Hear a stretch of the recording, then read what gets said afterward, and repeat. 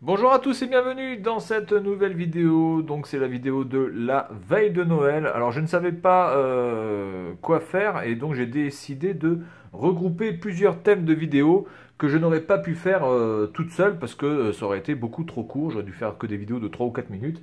Donc du coup je vais tout regrouper en une seule fois. Alors la première chose c'est évidemment le concours de Noël et de Nouvel An qui est encore en cours et qui est en cours jusqu'au 31 décembre. Voilà, donc vous pouvez voir que j'ai déjà préparé le colis.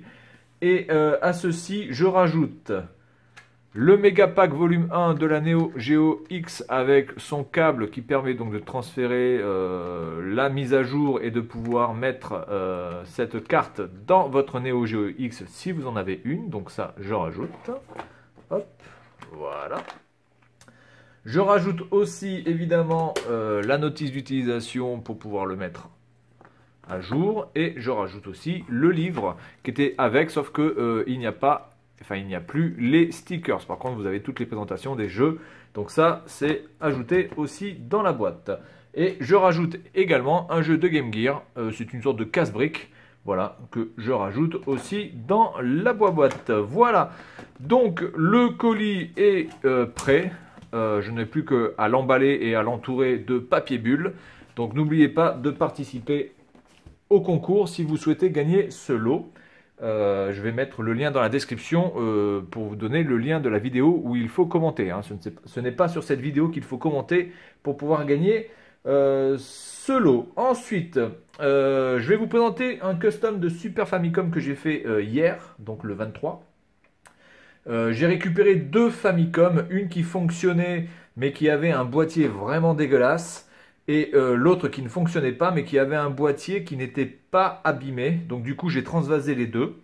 Donc ça c'est le boîtier de la Famicom qui fonctionnait mais qui était vraiment bien abîmé, qui était voilà, qui est un peu pété, qui est rogné là, qui est griffé, etc. Donc je l'ai enlevé.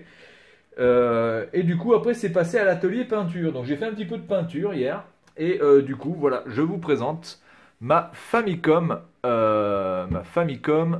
toute peinte aux couleurs quasiment de Megaman. Alors, je ne l'ai pas fait exprès, hein, parce que bon, honnêtement, j'ai choisi ces couleurs parce que j'aimais bien ces couleurs. Mais du coup, ça me fait penser un petit peu aux couleurs de Megaman, comme ça.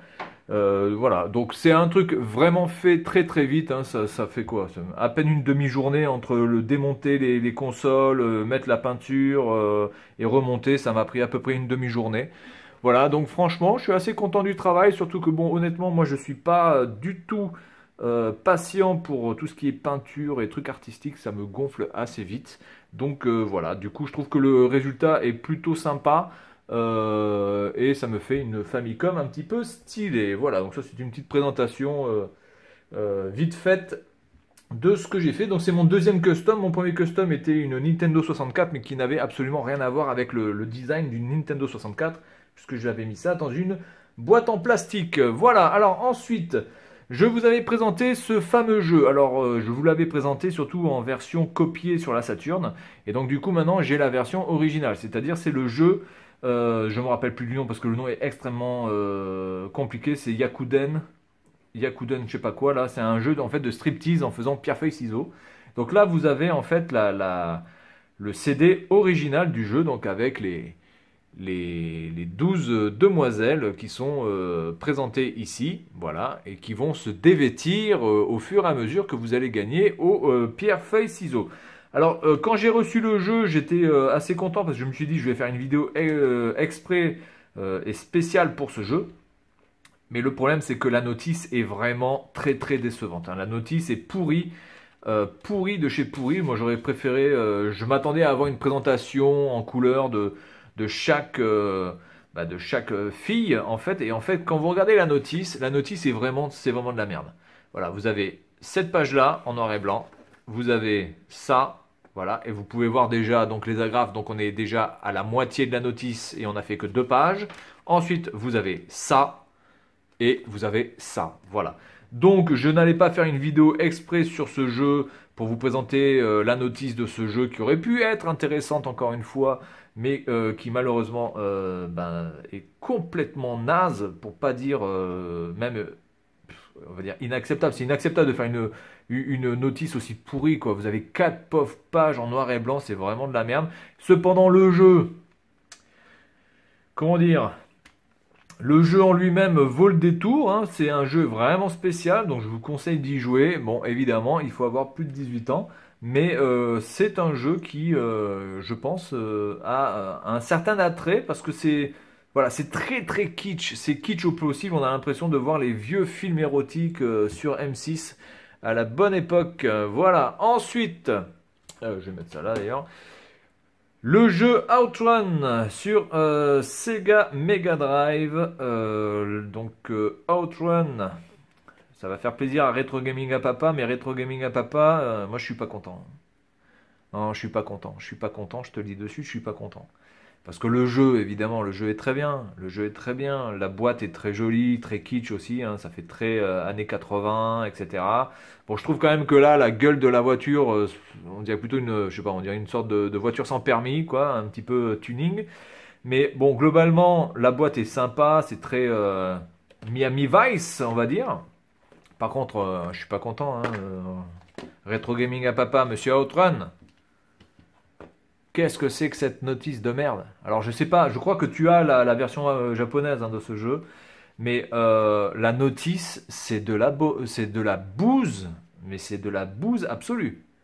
Qu'est-ce que c'est que cette notice? Je m'attendais beaucoup mieux de la part de Sega sur un jeu d'arcade aussi connu de mettre quand même une notice à peu près potable. Alors là, les deux premières pages sont déjà plutôt sympas. On se dit tiens, c'est coloré, c'est bien illustré. Ensuite, on se tape ça. Bon, ça c'est la présentation de l'interface des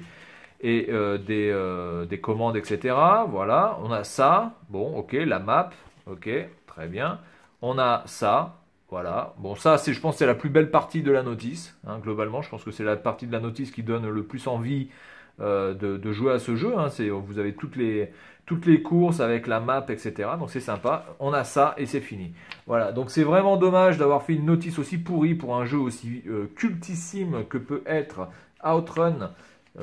C'est vraiment dommage que la Sega s'est chié dessus, parce qu'il y avait moyen quand même de faire une notice à peu près potable. Voilà. Donc du coup c'est tout pour cette vidéo. Vous voyez, il y avait énormément de petites choses, enfin énormément, pas mal de petites choses très très rapides à présenter et à parler.